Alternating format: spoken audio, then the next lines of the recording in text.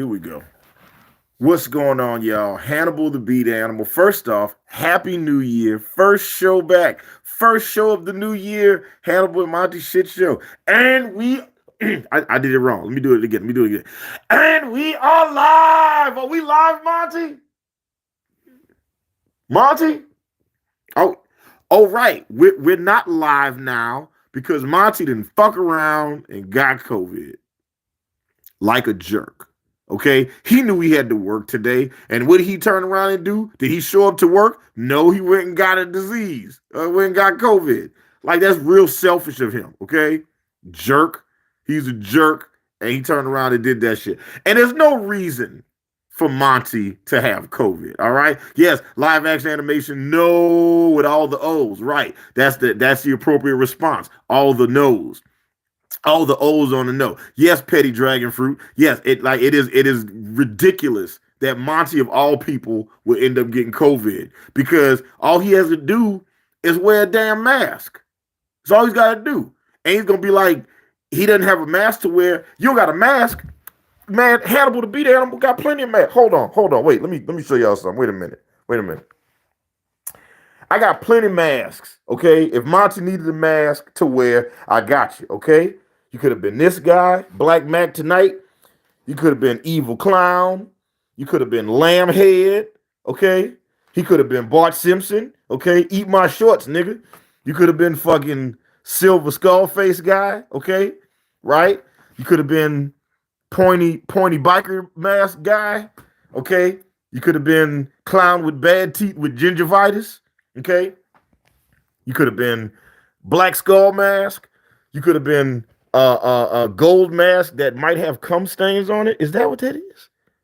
Is that okay? Listen. That was my old sex mask, y'all. So that's I don't know. We'll come back to that one, right? You could have been this luchador. You could have been fucking discount Venom.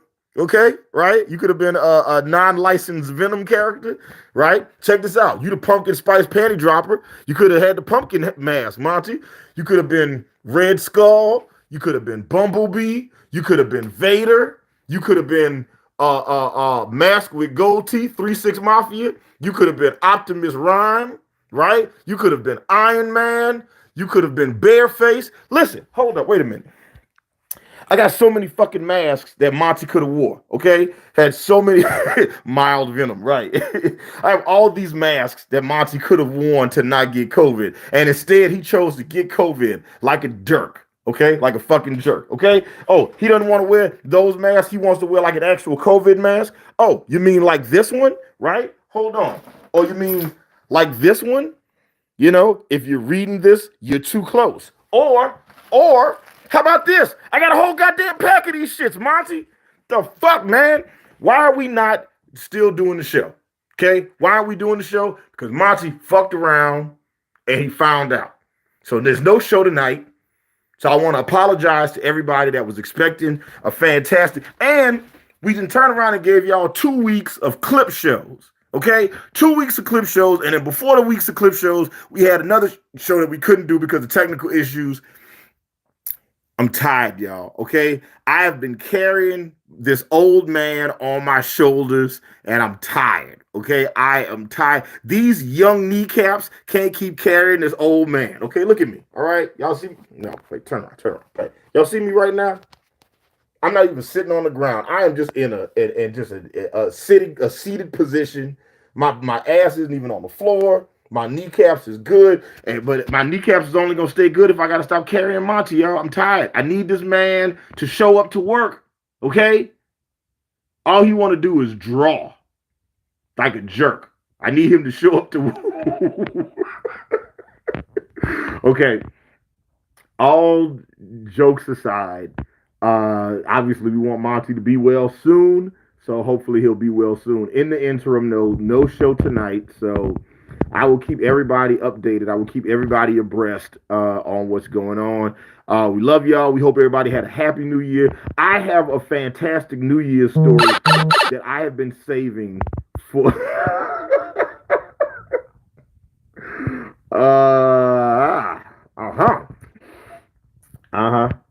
yeah, listen. I want to make sure that we have a good 2023. I want to make sure everybody has a safe year. I have this fantastic What's Eating Hannibal story from New Year's Eve going into New Year's Day. And I had this amazing What's Eating Hannibal story. Matter of fact, you know what?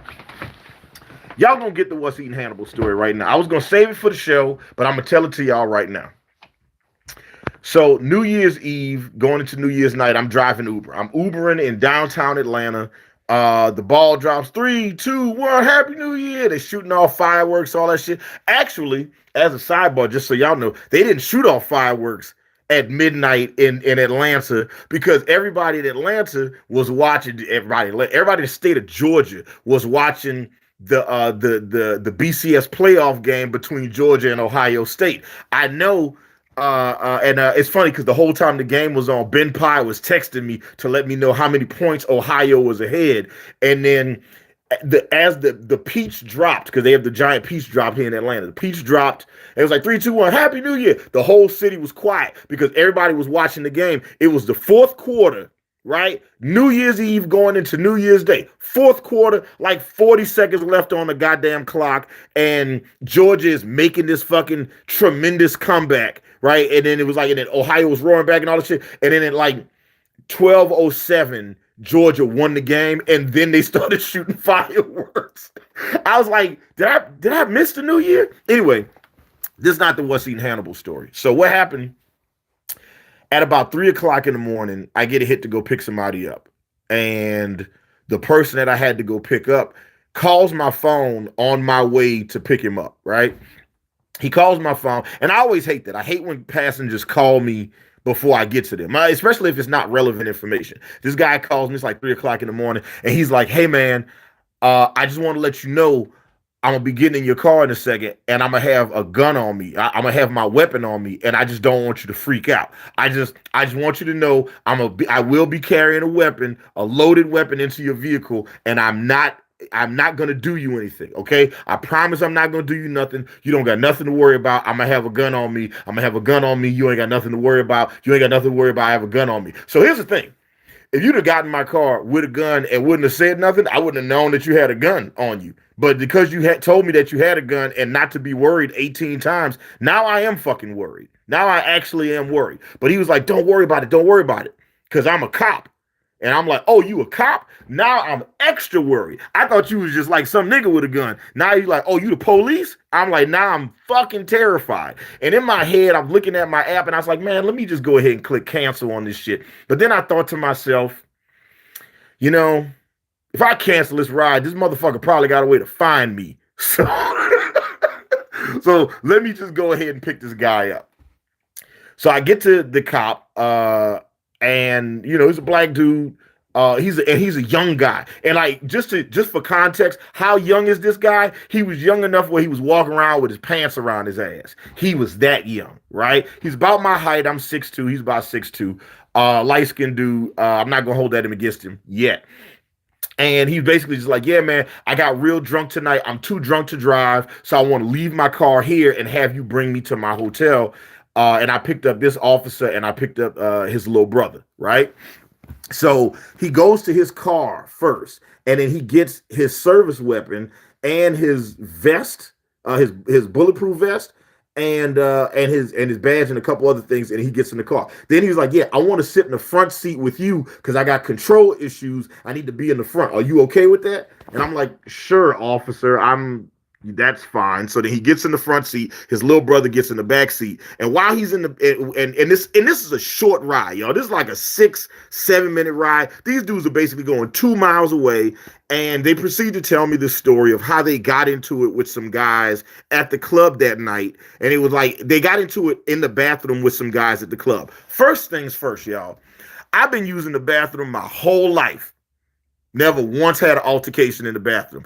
I feel like you using the bathroom wrong if you getting into fights with people. All right. Maybe your method of pissing is different than mine, right? You're supposed to piss, not leave pissed off. Anyway, it's a petty ragged food says they really got hit hard defending Hannibal as garbage. Yeah, that shit was trash. So look, check it. So he's in the car and he's telling me how they got into it with some guys in the bathroom and how the guys in the bathroom are just jawing with him, trying to start some shit. And he didn't let these people know, hey, man, I'm a cop. You need to back the fuck up, right? He never tells the people that he's a cop. And I can understand why he would be hesitant to tell these people that he's a cop, right? This is my What's Seen Hannibal from New Year's Eve, y'all. So this cop is like, Monty's laughing. He think this shit's fucking funny. Ain't nothing funny about this shit, man. Fuck you. Anyway, all right, that's what I got to say about Monty. Getting COVID when I got all these goddamn masks at the house. So check it out, y'all. Cop gets in my car. He's telling me about how him and his brother got into it with some guys in the bathroom and how he's trying to de-escalate the situation, right? Like these guys are like want to start a fight, you know, like the Michael Jackson song. They want to be starting something, right? And the cop is like, he's trying to de-escalate the situation. And then the cop tells me, he's like, you got to understand my job. And I want to do my best to tell y'all what happened verbatim. Okay. What he said was, my job, I am sworn to protect and serve. I am sworn to uphold the law. So I love you and I will do anything to protect you. However, there is nothing stopping me. I also could easily put 2 in your fucking forehead and walk away and not give a shit. And then the cop proceeds to tell me all the different ways he could subvert the law and make these dudes' lives difficult. He was just like, yeah, man, I could have easily put 2 in your belly, right? And then I could have brought you, had the EMTs bring you to a hospital where the doctors would let you bleed out or let you suffer instead of helping you because I have those connections as an officer. And then I can make sure that if you go in front of a judge, I make sure you go in front of a judge that is going to throw the book at you for fucking with an officer. This cop is sitting here in my car, in my passenger seat, telling me all the different ways that he could subvert the law.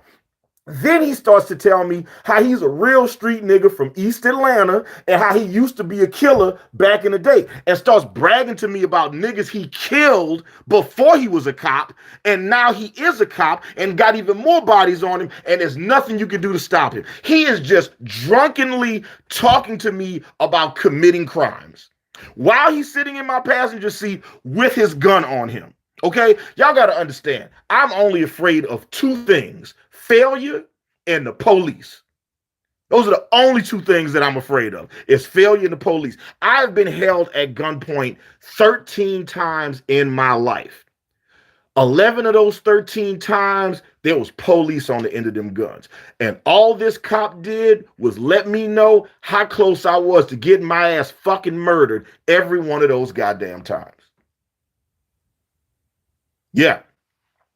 That was my New Year's. So I drop him off. And then when I get him to the hotel, he's like, hey, man, can you do me a favor and go tell the concierge that I'm going to be going through the lobby with my service pistol on me, just so he can make sure everything, you know, because I don't want him tripping on me or this or that. So I'm like, okay. So then I go in, talk to the concierge. And then as I'm explaining to the concierge the situation, he walks into the lobby and then gets super belligerent and adversarial with the fucking concierge. The concierge was at a point where he was like, look, man, just go. Okay, I just want you to go. I don't want to deal with the shit. This is New Year's Eve. I'm already at work. Please just go to your room. Have a good rest of your night.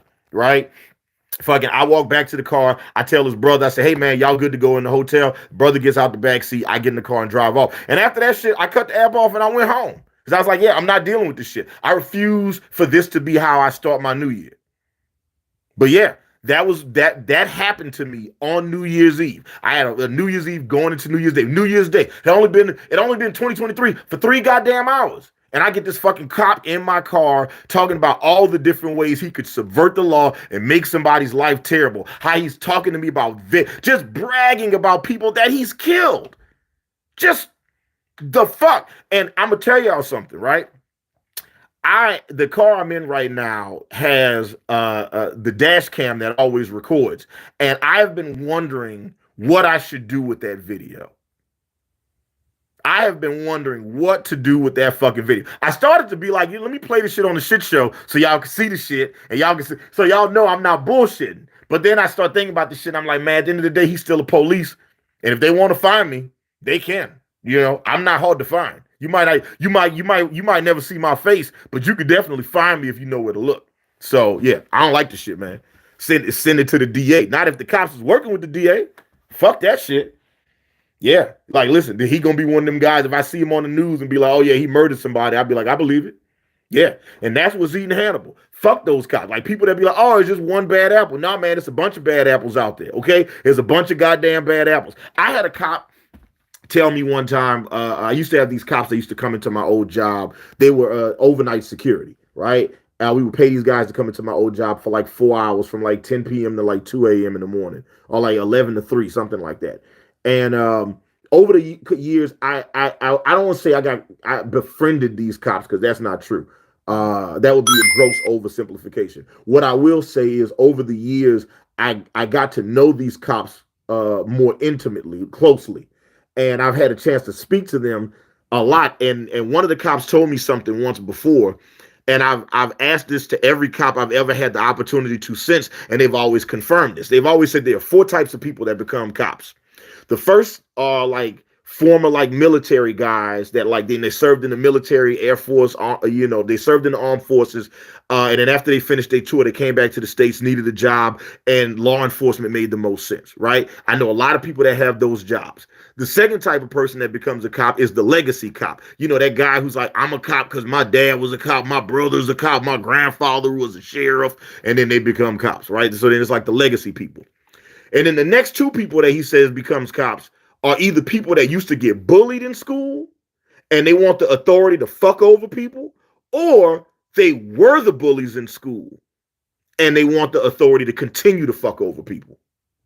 I have repeated this to many members of law enforcement, and they've all 100% been like, yeah, that's about right. And that is terrifying. That is terrifying that those people are allowed to carry a gun, and essentially just execute the law. And you know what? I don't like it. I don't like it at all. I don't like it. And that was the last ride I had on New Year's Eve. Luckily for me, I had already made $500 by that point. If I had driven for another 2 hours, I would have pushed it up to like 7. But you know, I made $500 and I didn't have to do a lot of work to get it. So I'm happy about that. And that ride ended peaceably, which I am very happy. Although the idea of knowing that people like that are in law enforcement and are actively walking the fucking streets, that shit is fucking terrifying. Yes, I don't like it. So that was going to be my What's Eating Hannibal tonight, right? I told Monty, bro, we either got to start the show with this or we got to end the show with this. Because the whole rest of the show, we was just going to be watching dogs do dramatic shit, right? I got a whole bunch of videos of dramatic dogs that we have to save and watch later because Monty's a jerk and he got COVID, all right? Of all the things out here that he could have got, you know what I'm saying? He could have got me a PS5, okay? This man motherfucker could have got me a new computer, and he turned around and got COVID. The one thing that I didn't want, that's the one thing he went and got. Because he's selfish. That's his problem. Monty's fucking selfish father, okay? And tell y'all something else. Monty didn't give me nothing for Christmas this year, okay? I got him something for Christmas. I got him a son's approval. He didn't give me nothing. We'll see y'all next week, guys.